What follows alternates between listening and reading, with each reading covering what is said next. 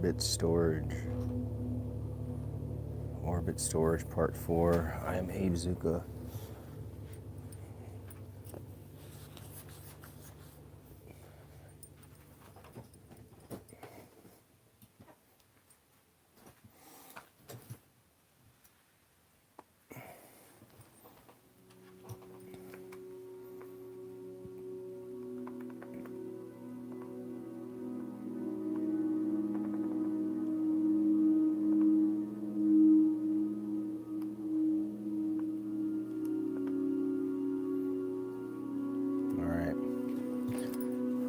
The orbit storage of Nick Fuentes, Part 4.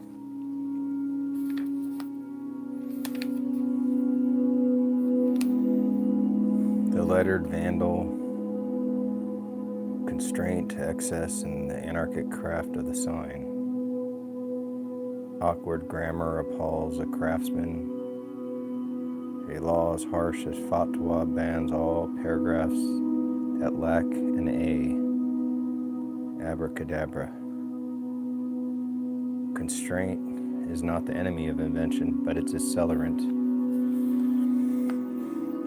When language is bound by an arbitrary law, a single vowel elevated to a sovereign status, expression is forced to coil, contort, and proliferate.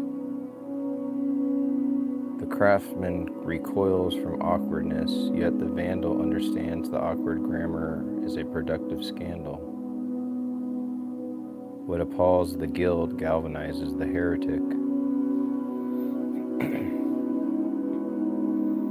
Dada does not negate art, it jams it by scrawling an alpha that mars all stanza. The bard exposes how fragile coherence always was. Sabotage becomes method. The backward zag is not error, but signature, a mark that declares war on stagnant form. The small black stamp, the seal, the repeated mark outlives the grand gesture. Reproducibility is power disguised as modesty. Ars magna may arise from the tiniest implement when iteration replaces inspiration and pattern supersedes confession. When a single letter becomes law, the alphabet turns theological. Orthography acquires the force of ritual purity, and exclusion masquerades as clarity.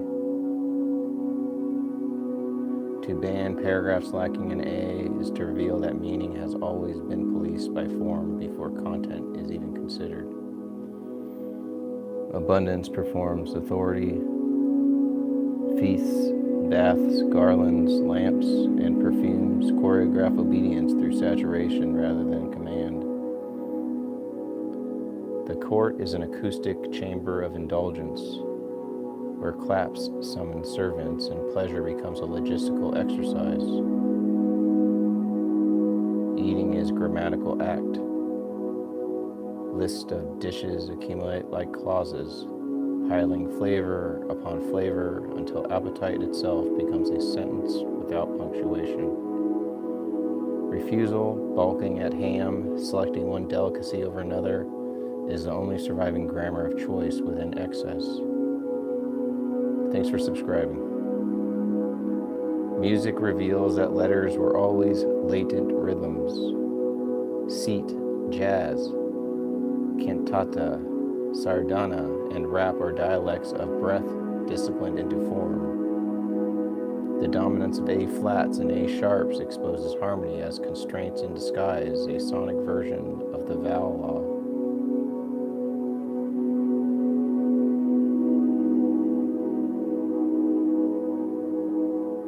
Desire conjugates bodies as verbs.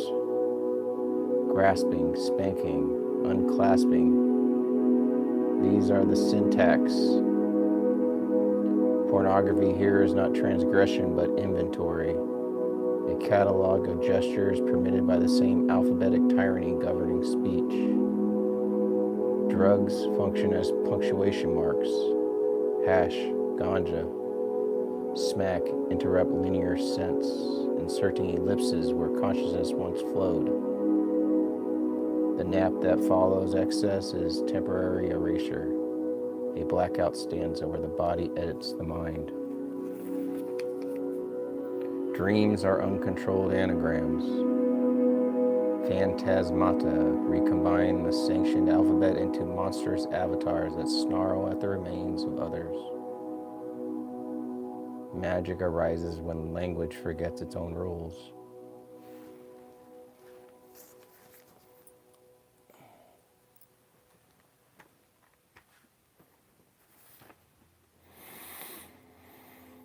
When language forgets its own rules.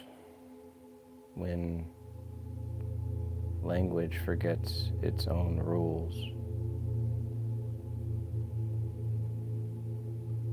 When one letter governs all, the world itself becomes ideogram, lipogrammatic. Reality is filtered through orthographic permission.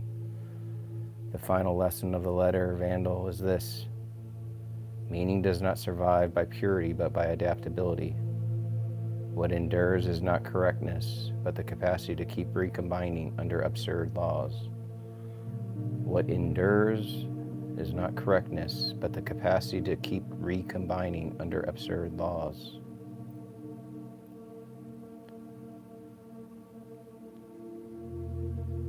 Silent, shattering, and recursive form. A word is a bit of a crystal in formation. A fractal is the ideal redundancy. Consciousness is itself a fractal curve. Silence as crystalline medium. Silence is not emptiness, but supercooled field in which thought precipitates. When words are held rather than spoken, the intervals between them crystallize, tessellating the mind into ordered lattices of restraint. Thinking is thus a mineral process. Ideas do not flow, they accrete, frost-like under cognition, becomes a fragile glaze across reflective awareness. Speech is impact. When the voice rises to perfect pitch, it fractures the silent pan and confronts, converting shared stillness into shrapnel. To speak is to wound the intervals between selves. Communication does not bridge silence, it annihilates it, replacing reflection with debris. Writing arrests the instant of rupture. It photographs the mirror at the moment of its destruction, preserving the violence of revelation as artifact. Every written surface conceals another surface behind it. Text promises disclosure but delivers recursion. Each shattered image reveals only the next mirror awaiting impact. Every written surface conceals another surface behind it. Text promises disclosure but delivers recursion. Each shattered image reveals only the next mirror awaiting impact. A crystal in disarray organizing itself without supervision. Its intelligence lies not in design but in inevitability. Each atom falling by chance into necessity. Crystalline perfection resembles mechanic precision precisely because both efface intention. Order emerges as an accident repeated flawlessly. Words behave like salutes in supercooled language. Under the right conditions, they precipitate alphabetically, forming structures whose beauty rivals engineered form. Linguistic meaning is thus geological. A word remembers its growth conditions long after its author dissolves from relevance. The fractal is a map that refuses arrival.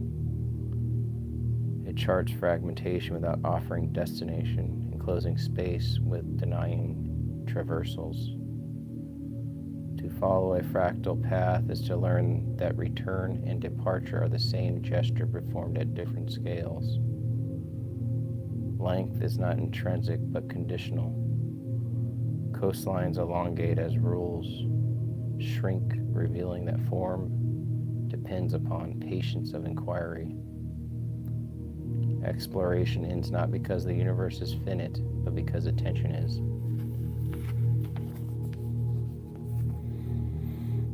Fractals repeat without reiterating.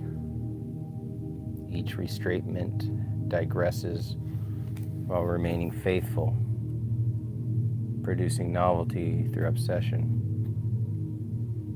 Redundancy is not waste, but persistence. What repeats survives by exhausting the possibility of being missed. Fractal music abolishes tempo. Played faster or slower remains itself, proving that structure can dominate time. An acoustic fractal is sound remembering itself. An echo chamber that requires no walls. Facing mirrors do not reflect images. They manufacture infinity. Each surface becomes an archive of its own duplication. Reflection here is not representation but proliferation. Identity multiplies until origin becomes undecidable. Consciousness observing itself traces a curve immune to calculus. Awareness does not progress linearly, it folds. Selfhood is thus recursive boundary, endlessly approaching but never coinciding with itself. To explore a fractal is to look past the mirror without seeing the mirror that enables looking. The final blindness of cognition is structural. The frame that permits reflection cannot itself be reflected without collapse. All right, that's going to be the end of part 4. I'll see you guys later.